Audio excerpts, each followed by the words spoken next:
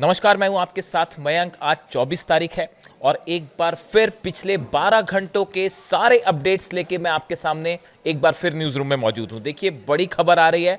देखिए, इस वक्त की बहुत बड़ी खबर, एक बार फिर डोनाल्ड ट्रंप के ऊपर हमले की कोशिश की गई है।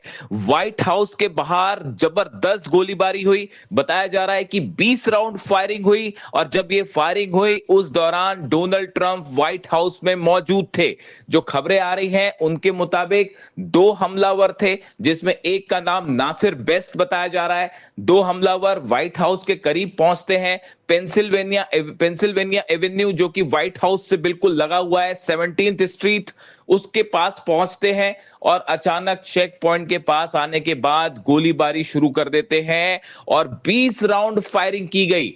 और उसमें जो है उसके बाद जो वहां सुरक्षा कर्मी थे उन्होंने तुरंत रिस्पांस दिया और 2 हमलावरों में से एक हमलावर को मौके पर ढेर कर दिया गया, लेकिन दूसरा जो है वो घायल हो गया है और उसे अस्पताल ले जाया गया है। अब सवाल ये है कि ये दोनों लोग कौन थे और इन्होंने हमला क्यों किया, इसकी फिलहाल जांच जारी है। लेकिन बताया ये जा रहा है कि निशाने पर डोनाल्ड ट्रंप थे और ये दोनों हमलावर व्हाइट हाउस में अंदर घुसने की कोशिश में थे और वो डोनाल्ड ट्रंप पर हमला करना चाहते थे। इस तरह की खबरें निकलकर सामने आई हैं।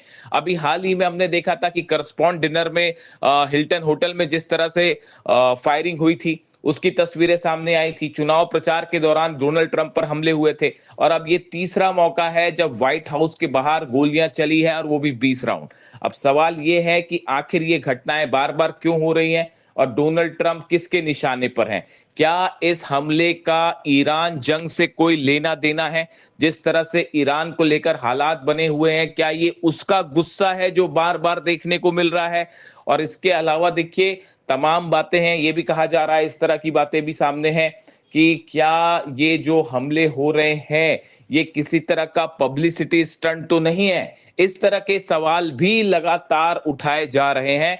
फिलहाल एक हमलावर मारा जा चुका है, दूसरा घायल है। पुलिस की तरफ से पूछताछ हो रही है और उसके बाद कुछ देर में शायद ये बात सामने आई कि आखिर ये हमला क्यों हुआ है। लेकिन जिस तरह से ये हमले की तस्वीरें सामने आई उससे पूरा अमेरिका एक बार फिर दहशत की गोद में है। देखिए, बड़ा सवाल ये भी उठता है कि 2 हमलावर व्हाइट हाउस के इतने करीब पहुंच जाते हैं, उनके पास बैग है, बैग में गन है, 20 राउंड से ज्यादा उन्होंने फायरिंग की। ऐसे में व्हाइट हाउस और ट्रंप की सुरक्षा को लेकर भी तमाम सवाल उठने लगे हैं कि आखिर ये हमलावर व्हाइट हाउस के इतने करीब कैसे पहुंच गए? क्या इनकी कोई चेकिंग नहीं हुई? और खासकर इन हालात में जब ईरान के साथ जो है वो इतना तनाव देखा जा रहा है। देखिए, जो खबरें आ रही हैं उसके मुताबिक डोनाल्ड ट्रंप बेहद तनाव में चल रहे हैं। नवंबर में मिड टर्म पोल्स होने हैं, जिसमें बताया ये जा रहा है कि डोनाल्ड ट्रंप को जो है बड़ा झटका भी लग सकता है। अभी हाल ही में जो वोटिंग हुई कि ईरान के साथ युद्ध जारी रखने को लेकर, डोनाल्ड ट्रंप की शक्तियों को लेकर, उनके जो अधिकार हैं उनको लेकर जो वोटिंग हुई सीनेट में, उसमें देखा गया कि 3 उनकी पार्टी के सांसद जो है रिपब्लिकन्स, उन्होंने डोनाल्ड ट्रंप के खिलाफ वोटिंग कर दी। ऐसे में ये कहा जा रहा है कि डोनाल्ड ट्रंप जो है वो मिड टर्म पोल्स हार भी सकते हैं और इसको लेकर वो खासे तनाव में है। और देखिए, वो अपने सारे प्रोग्राम छोड़ के अचानक व्हाइट हाउस पहुंचे थे और बताया जा रहा है कि अपनी आर्मी के कमांडर्स के साथ उन्होंने बैठक की और उसके बीच में ही जो है ये हमला अचानक व्हाइट हाउस के बाहर हो जाता है और 20 राउंड गोलियां चल जाती हैं। यानी ये बहुत सारी ऐसी चीजें हैं जिन पर बड़े सवालिया निशान भी लगाए जा रहे हैं। ऐसी जानकारियां सामने आई है कि पिछले 12 घंटे के आसपास अगर हम बात करें, अमेरिका के कई एयर बेसेस से B-2 बॉम्बर्स के मूवमेंट्स नोट किए जा रहे हैं। देखिए, खबर बेहद अहम है। B-2 बॉम्बर्स के मूवमेंट का नोटिस होना या उनके मूवमेंट की खबरें आना इस और इंडिकेशन है कि एक बार फिर जंग की तैयारी हो रही है। देखिए, जब पिछली बार 12 दिन की जंग हुई या फिर उसके बाद ये 40 दिनों की अभी जब जंग हुई, खासकर ये जो दूसरी जंग हुई, इस दौरान मैंने बार बार आपको ये बातें कही थी कि B-2 बॉम्बर्स का मूवमेंट पर सख्त नजर रखने की जरूरत है। अगर B-2 बॉम्बर्स के मूवमेंट्स होते हैं तो वो इस और इंडिकेशन होता है कि हमला हो सकता है कभी भी। और जो खुफिया सूत्रों से खबरें आ रही हैं, खासतौर पर चाइना और रशिया के जो सैटेलाइट्स चीजों को पकड़ते हैं और डिफेंस सर्कल में जो खबरें आती हैं उसके मुताबिक अमेरिका के B-2 B2 बॉम्बर्स के मूवमेंट फिर से नोटिस किए गए हैं और बंकर बस्टर बॉम्ब्स के साथ एक बार ये मूवमेंट है। इस तरह की खबरें हैं। देखिए जो खबरें हैं उसके मुताबिक डोनाल्ड ट्रंप ने अपनी सारी मीटिंग्स कैंसिल कर दी हैं, अपने सारे प्रोग्राम्स कैंसिल कर दिए हैं और वो व्हाइट हाउस में वापस हैं। जितने बड़े सेना के अधिकारी हैं अमेरिका के, वो सब व्हाइट हाउस में मौजूद हैं। बड़ी मीटिंग्स का दौर चल रहा है और हर बात का कैलकुलेशन किया जा रहा है कि अगर ईरान पर फिर से हमला किया जाता है तो उसका क्या खामियाजा भी उठाना पड़ सकता है और किस स्ट्रैटेजी के साथ हमला किया जाए, किन टारगेट्स पर हमला किया जाए। यानी जिसे कहते हैं कि एक आखिरी जो प्लान होता है उस पर काम तेजी से हो रहा है और जो सोर्सेज बता रहे हैं कि किसी भी वक्त एक बार फिर हमला हो सकता है, जंग हो सकती है। देखिए जो खबरें हैं इस बीच एक बहुत अहम खबर है। डोनाल्ड ट्रंप के एक बेहद करीबी शख्स ने, एक उनके पॉलिटिकल एडवाइजर हैं, उन्होंने भी B2 बॉम्बर्स को लेकर कुछ संकेत दिए हैं। देखिए जो खबरें छप रही हैं उसके मुताबिक fresh fears of a renewed US Iran conflict are spreading across the Middle East after Donald Trump aide Dan Scavino posted cryptic videos of America's deadly B2 spirit bombers with no caption और explanation. देखिए ये जो Dan Scavino हैं ये Donald Trump के political adviser माने जाते हैं, बेहद करीबी हैं, व्हाइट हाउस के डिप्टी चीफ ऑफ स्टाफ हैं और माना जाता है कि डोनाल्ड ट्रंप के जो बड़े फैसले होते हैं उनमें इनकी अहम भूमिका होती है।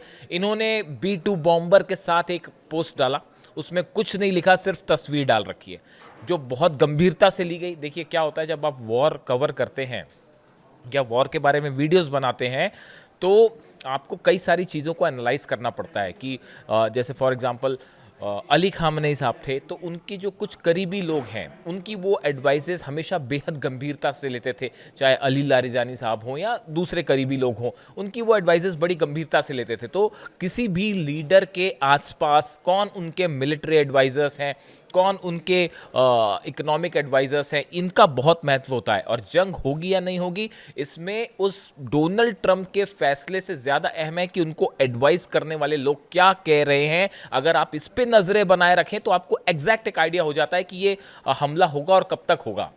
तो ये एक बात है। तो देखिए ये इनका जो ये इशारा आया वो इस ओर बता रहा है फिर से कि एक बार फिर जंग हो सकती है। इसके अलावा देखिए मैं पहले अमेरिका की बातें कर रहा हूँ कि क्यों अमेरिका की इस समय क्या स्थिति है, अलग अलग मूवमेंट्स को लेकर उस पर नज़र रखना ज़रूरी है।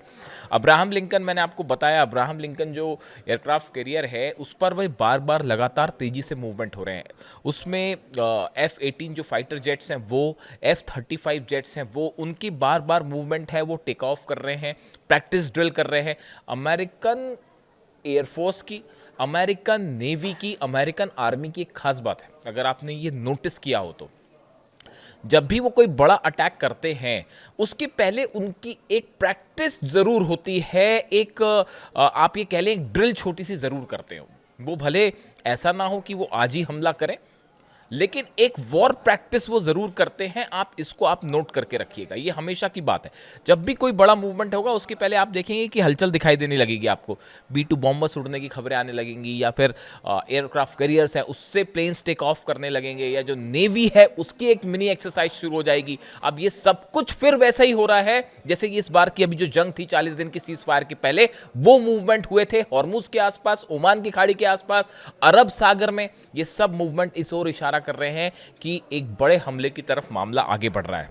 अब बात करते हैं ईरान की तैयारियों की कि ईरान क्या करने जा रहा है। देखिए ईरान की तरफ से जो खबरें हैं, एक तो ये लगातार ये कोशिशें चल रही है, 5 अरब देश, मैंने आपको पिछले वीडियो में बताया था, वो लगातार ये कोशिश कर रहे हैं कि किसी तरह से कोई बातचीत का रास्ता निकल आए और युद्ध ना करना पड़े। इस तरह की कोशिश अरब देशों की है क्योंकि उनके ऊपर संकट है ईरान की मिसाइल्स का कि ईरान अगर हमला करेगा तो फिर क्या होगा। तो वो नहीं चाह रहे कि जंग हो और इसमें बड़ी अहम भूमिका जो है वो सऊदी की भी है। जो खबरें अब आ रही हैं उसके मुताबिक मोहम्मद बिन सलमान नहीं चाहते कि किसी तरह का हमला ईरान पे हो। देखिए ये बड़ी डेवलपमेंट है, मैं पिछले 3-4 वीडियो में ये बात कह चुका हूं और ये बड़ी नोटिसेबल बात है। देखिए पहले ये माना जाता था, इस तरह की खबरें आती थी कि पूरे मिडिल ईस्ट में एक छोर पर सऊदी खड़ा हुआ है, एक छोर पर ईरान खड़ा हुआ है और दोनों को आपस में लड़ा के अमेरिका जो है वो हमेशा दोनों को लड़ाने की कोशिश करता है और यहाँ पे रिसोर्सेज पर कब्जा करने की कोशिश करता है। इस तरह के एक्सपर्ट्स अपनी राय देते थे। लेकिन इस 40 दिन की जंग के बाद, ये जो दूसरे जंग हुई अभी 12 दिन की जंग के बाद, ये अभी इस वक्त की जो जंग हुई, इसके बाद से सऊदी के स्टैंड में खासा परिवर्तन आया। उसकी बड़ी वजह ये है, दो वजह है उसकी। पहली बात तो ये कि सऊदी को ये बात समझ में आ गई है कि भाई हमारी रक्षा करने के लिए तो ना अमेरिका आ सकता है और ना इजराइल हमें बचा सकता। बात नंबर एक। बात नंबर दो, मोहम्मद बिन सलमान अपना जो प्लान लेके चल रहे हैं 2030 का, इकोनॉमिकली जो है वो मजबूत बनाना है सऊदी को और एक बड़ा रोल प्ले करना चाहते हैं, वो प्लान पूरी तरह से ध्वस्त हो जाएगा अगर ये जंग होती है। बात नंबर तीन, इजराइल और सऊदी के बीच में खासा डिफरेंस ऑफ ओपिनियन देखा जा रहा है इस जंग को लेकर। जहां नेतन्याहू चाहते हैं कि हर कीमत पे जंग हो जाए, वहां मोहम्मद बिन सलमान इस बात को लेकर राजी नहीं है। वो इजराइल के इस बढ़ते प्रभाव से भी सहमत नहीं है। तो ऐसी स्थिति में एक बड़ा फंडामेंटल चेंज है ये कि सऊदी के आप स्टैंड्स देखिए, वो नहीं चाह रहा फिलहाल कि ईरान पर हमला किया जाए। तो 5 देशों की एक कोशिश है। जनरल मुनीर ने जो बात की नहीं की वो एक अलग बात है, वो आप अलग से देख सकते हैं। लेकिन देखिए, इस बीच में जो बड़ी खबर ये है कि ईरान ने अपने एयर स्पेस का कुछ हिस्सा बंद कर दिया है। ये वो हिस्सा है एयर स्पेस का जहां पर ईरान ये मान के चलता है कि यहां पर हमला होना तय है। अमेरिका के टारगेट्स लॉक हैं, वो सब जान रहे हैं। अगर आप थोड़ा सा रिसर्च करें, आप सब जान रहे हैं इस्फहान पर बड़ा हमला होने वाला है। इस्फहान, और उसके लिए तैयारी करिए जबरदस्त ईरान ने।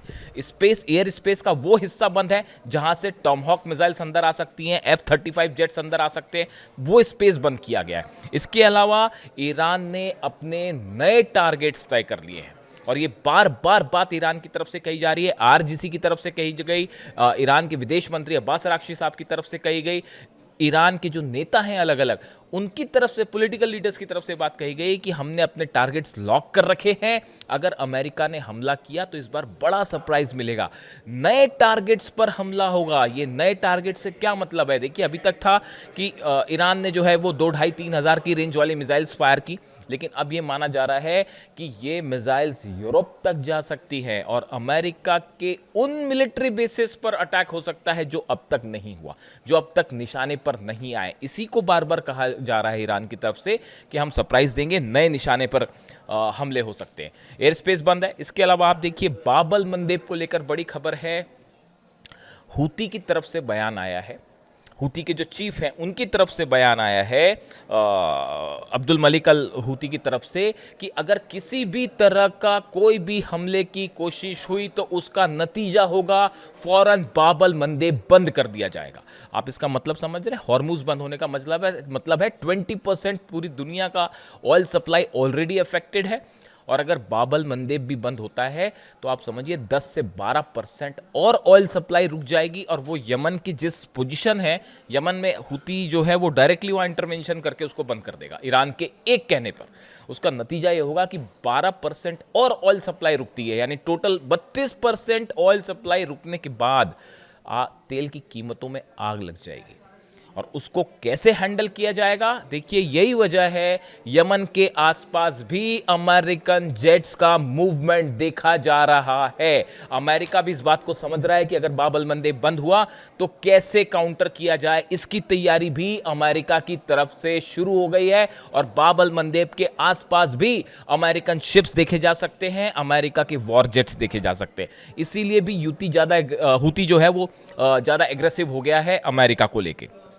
इसके अलावा देखिए, बड़ी खबर जो है, हॉर्मुज में ज़बरदस्त तनाव है। हालात ये है, आमने सामने खड़े हुए हैं ईरान की बोट्स, ईरान के जहाज़ और अमेरिका के जहाज़, और बिल्कुल कम डिस्टेंस पे। और हालात ये है कि वहाँ से एक एक जहाज़ निकलना जो है वो इतना मुश्किल हो जा रहा है कि दोनों देश उस पर जो है वो नज़रें गड़ाए बैठे हैं कि ये जहाज़ किसका आ रहा है और कैसे निकलेगा। यानी हॉर्मुज में, और कई खबरें ऐसी हैं हॉर्मुज से लगातार फायरिंग हो रही है। हॉर्मुज में कई खबरें सामने नहीं भी आ रही है। कल केशम आइलैंड पर फिर से धमाका हुआ है। पूरे जितने आइलैंड्स हैं, चाहे केशम हो, अबू मूसा आइलैंड हो, खार्ग आइलैंड हो, इन सब आइलैंड्स पे लगातार ड्रोन मूवमेंट्स हैं और लगातार धमाके हो रहे हैं। ये कोशिश है ईरान के डिफेंस सिस्टम के मिसाइल्स को लोकेट करने के लिए। देखिए, कोई भी जब डिफेंस सिस्टम लगता है, चाहे वो रशिया ने दिया हो, चाइना ने दिया हो, उस डिफेंस सिस्टम को रीलोकेट करने में हमेशा टाइम लगता है।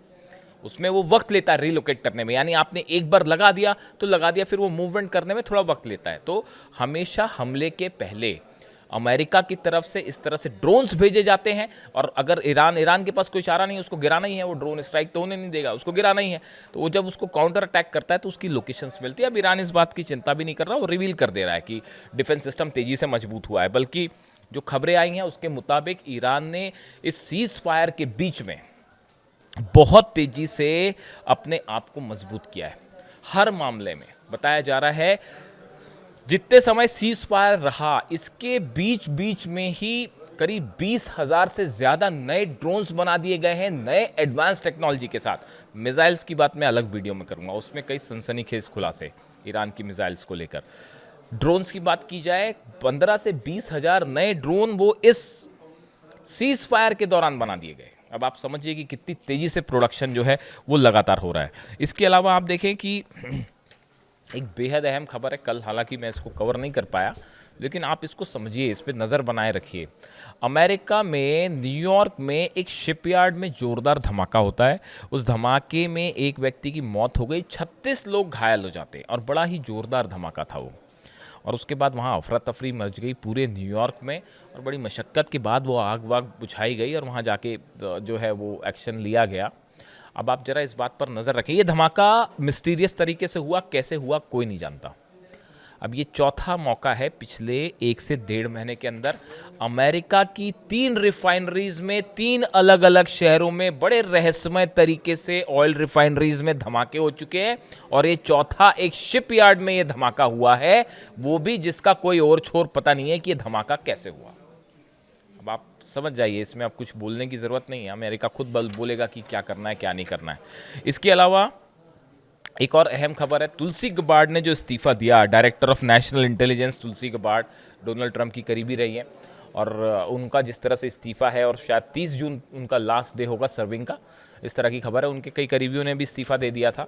उसके बाद अब जो बात कही जा रही है वो बड़ी हैरान करने वाली बात है, और ये जोर इशारा कर रही है कि अमेरिका के एडमिनिस्ट्रेशन में एक बड़ी बगावत शुरू हो चुकी है ईरान को लेकर। यह अंदेशा जताया जा रहा है कि तुलसी गबार्ड कई नेशनल मुद्दों को लेकर बड़े खुलासे कर सकती हैं, और वो डोनाल्ड ट्रंप सरकार के बारे में कई ऐसी चीजें बता सकती हैं जो शायद पूरे अमेरिका में एक सनसनी फैला दे। देखिए, तुलसी गबार्ड, अब आप जब US director of national intelligence हैं तो उनके पास हर चीज़ की जानकारी है, ईरान से लेकर डोनाल्ड ट्रंप क्या कर रहे हैं हर बात की जानकारी है। और ऐसे समय में अगर वो इस्तीफ़ा देती हैं और इस बात को लेकर कि भाई उनकी बात नहीं बन रही है डोनाल्ड ट्रंप से, तो आप देखिए उन्होंने चाहे हवाना सिंड्रोम हो, कोविड-19 पैंडमिक से लेके 2020 का जो यूएस प्रेसिडेंट इलेक्शन था, वहाँ से वेपनाइजेशन ऑफ फंडामेंट जो फेडरल गवर्नमेंट है, ऐसे तमाम मुद्दे हैं जिनके बारे में उनको बड़ी सारी जानकारियाँ हैं, और ईरान को लेकर तो बड़े एक्सक्लूसिव खुलासे कर सकती हैं वो। तो अब सबकी नज़रें इस बात में है कि क्या तुलसी गबार्ड किसी तरह का कोई बड़ा खुलासा करेंगी, क्या वो डोनाल्ड ट्रंप के अगेंस्ट भी जा सकती हैं। इस तरह के तमाम चर्चाएं हैं सोशल मीडिया में, लेकिन थोड़ा सा इंतज़ार करना होगा इसको लेके। लेकिन बात हमने जहाँ से शुरू की थी, देखिए हकीकत ये है, बातचीत वाली बात जो होती रहे, बातचीत आगे बढ़ रही है, अब बातचीत अच्छी हुई, अब बातचीत कैंसिल हो गई, अब जो है कोई बात नहीं होगी, ऐसे तमाम वर्जन्स हम देख रहे हैं बड़े लंबे समय से, जो कि बार बार सामने आ रहे हैं। लेकिन एक आखिरी कंक्लूजन ये है, ईरान की 9 करोड़ जनता ने ये साफ ऐलान कर दिया है कि हम किसी कीमत पर अपना यूरेनियम नहीं देंगे, जिसको जो करना है वो कर ले। ये ईरान के 9 करोड़ लोगों का ऐलान है, और हर रात वहाँ पर ऐलान होता है और लाखों लोग सड़कों पर जमा होते हैं। कल वहाँ नारे लग रहे थे कि राक्षसों दूर रहो, जो हिंदी वर्जन में उसको कम ट्रांसलेट करके बता रहा हूँ, फारसी में नारे लग रहे थे। ईरान की जनता ये नारे लगा रही थी सड़कों पर कि राक्षस दूर रहें ईरान से, इस तरह के नारे लग रहे थे। बेहद गुस्से में हैं ईरान के लोग, बेहद ज़्यादा। और मुस्तफा खामेनी साहब ने, ईरान के सुप्रीम लीडर ने साफ कह दिया है, यूरेनियम तो बाहर नहीं जाएगा, परमाणु मुद्दे पे हमारी कोई बात नहीं होगी। अब बाकी आप देख लीजिए, डील करना नहीं करना, हम तो जो है वो जब तक आप युद्ध नहीं रोकेंगे, परमानेंटली नहीं रोकेंगे, तब तक बात आगे नहीं बढ़ेगी। और वो 5 अरब देश बनाने में जुटे हैं, पाकिस्तान बनाने में जुटा, तमाम कोशिशें करके देख ली, ईरान ना झुका था और ना झुकेगा। जंग की बड़ी तैयारी हो रही है। इससे जुड़ा जो भी अपडेट होगा आप तक पहुंचाऊंगा। वीडियो कैसा लगा कमेंट करके बताइए। Thank you so much.